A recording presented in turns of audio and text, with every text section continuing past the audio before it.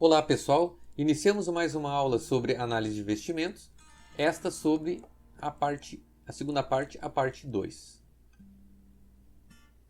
Nesta aula iremos estudar o método valor líquido, VPL, o valor presente líquido.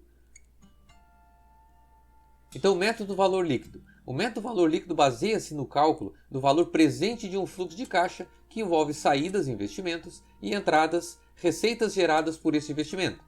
É a seguinte fórmula que permite calcular o valor presente líquido, VPL, de um fluxo de investimento. Então aqui, gente, essa é a fórmula onde o FC0 geralmente é negativo, porque é quando, por exemplo, se eu vou abrir um negócio, o que eu tenho que fazer? Eu tenho que investir o valor e depois eu tenho que fazer uma previsão do que vai me gerar de lucro no decorrer desse período, certo? Eu posso também ter despesas durante o período, mas eu tenho que ter um lucro que eu consiga sobrepor a esse custo, ok?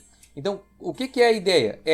Ao fazermos esse valor presente líquido, ou seja, trazermos todo esse fluxo de caixa a nossa data focal zero, nós definirmos se esse valor vai ser positivo ou negativo, ou seja, se esse valor é viável ou não é viável. Para entender melhor aqui, no caso de haver mais de uma alternativa para o projeto, o valor presente líquido do seu fluxo de caixa indicará se o projeto é viável ou não, de acordo com os seguintes critérios. Aquilo que eu falei, se o VPL for positivo, maior que zero, o projeto é viável. Se ele é igual a zero, o projeto é indiferente no sentido de que tu não perde, mas também tu não ganha. Né? E se o VPL for negativo, bom, aí o projeto é inviável e precisa ser reanalisado essas previsões. Se não está gerando lucro suficiente, o que eu posso fazer para gerar? Porque se não gerar, é o tipo do negócio que não vai valer a pena eu abrir, que eu vou ter prejuízo. Nesse caso, no caso de haver mais de uma alternativa de projetos, né, verifica-se quais as viáveis, né, pelo VPL. Então, quanto maior for o VPL, melhor é esse negócio. E escolhe-se a de maior VPL entre elas. Foi o que eu acabei falando antes. Vamos ao exemplo aqui então de um fluxo para a gente poder entender um pouquinho melhor. Seja um projeto para o qual se espera os seguintes fluxos de custos e de receita, com atratividade de 10%, então vamos verificar se esse é um projeto viável. O que eu fiz aqui nessa tabela? Como os valores aqui é um fluxo maior, né? Aqui era no caso um investimento de 400 mil, o que eu fiz? Eu dividi tudo por 10 mil. Então, na verdade, esses valores aqui, o valor real deles é multiplicando por 10 mil. Então, no caso aqui, 40 mais 10 mil, 400 mil. Então, na verdade, o investimento inicial aqui é de 400 mil. Se tem um investimento, não gerou receita ainda, e tem só um custo de 40 aqui no caso, então no nosso fluxo ele vai aparecer como menos 40, certo? Depois eu vou analisar aqui, se eu tenho uma receita de 20 e um custo de 10, o que vai acontecer? Vai me sobrar 10. Se eu tenho uma receita de 10 e um custo de 10, ou seja, nem ganhei nem perdi, zerou, certo? No terceiro, eu tenho uma receita de 30 e um custo de 15, ou seja, me sobrou 15. No quarto, eu tenho uma receita de 25 e eu tive um custo de 10, me sobrou 15. No quinto, eu tive uma receita de 50 e me sobrou 20, ou seja, e eu gastei 20, ou seja, me gerou 30. Logo, tendo o meu fluxo aqui, eu preciso definir então quem vai ser o nosso VPL para saber se ele vai ser positivo, negativo e se vai valer a pena esse determinado projeto. Bom, aí eu deixei aqui a representação desse diagrama, então o que acontece? Eu tenho o 40 inicial, né, que é negativo, depois eu tenho o meu 10 positivo, que sobrou, no 2 zerou, né, o custo foi igual à receita, então empatou, digamos assim. No terceiro período sobrou 15, no quarto sobrou 15 e no quinto sobrou 30, certo? Então vamos calcular esse fluxo. Então, para calcular esse fluxo, o que eu fiz? Eu vou pegar o FC0, que é o 40, o FC1, que é o 10, o FC2, vocês observem que o FC2, ele não está aqui por quê? Por que está zerado? Se está zerado, eu não preciso calcular, né? Porque eu vou botar 0 dividido por alguma coisa, vai ser 0. Então eu vou pegar o 3, depois o 4 e depois o 5.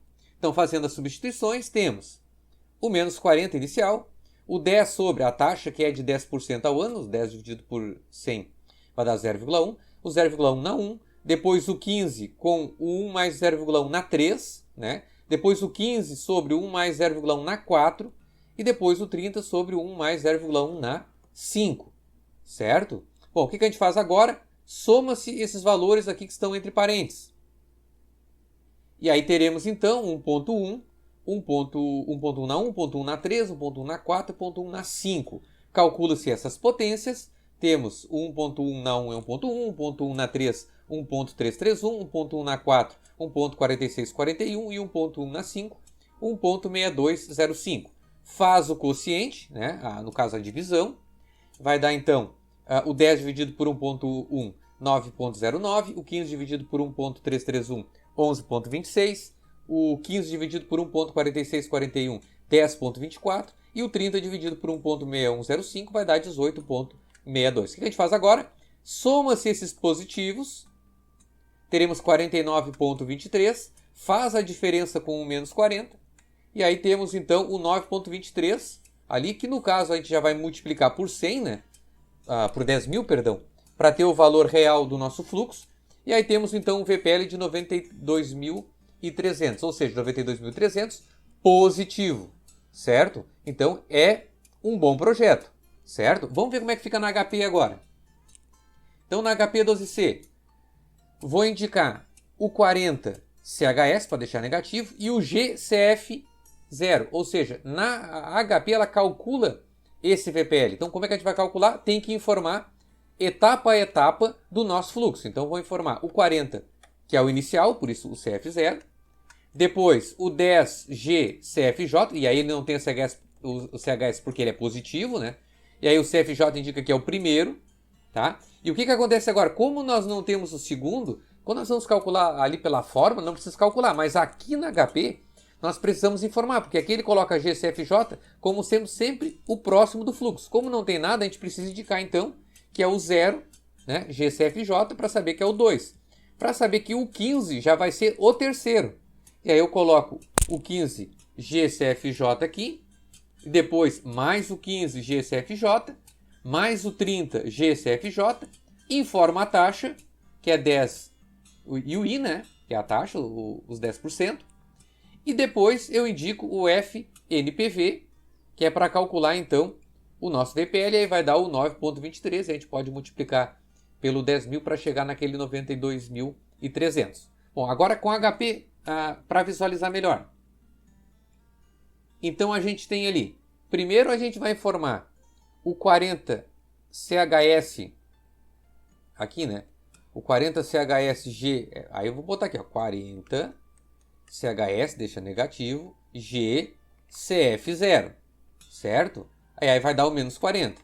Depois o que eu faço? Vou colocar o 10, e aí o 10 aqui, G, CFJ. Então vou indicar o 10, GCFJ. Depois, o 2 eu não tenho que indicar o 0, coloco o 0, G, CFJ.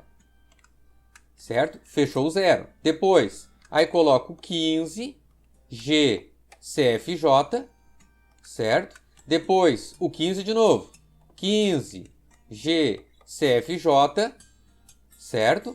E aí depois, o 30, G, CFJ, então coloco o 30 ali. Depois o que eu tenho que fazer é indicar a taxa, 10 e indico a taxa aqui, vai dar o 10. Depois o que eu faço?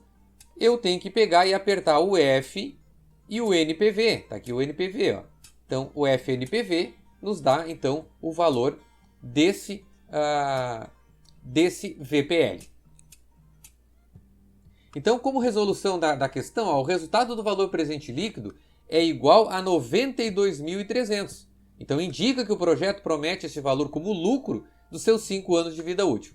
Como é um valor positivo, mostra que o projeto é viável, ou seja, numa avaliação de todo o horizonte de vida do projeto, as receitas mostram-se maiores que os custos. Então a gente consegue entender nesse cálculo do VPL que sim, o VPL é positivo e esse projeto então vai dar lucro. Encerramos então aqui mais uma aula sobre análise de investimentos, esta a parte 2 e até a próxima.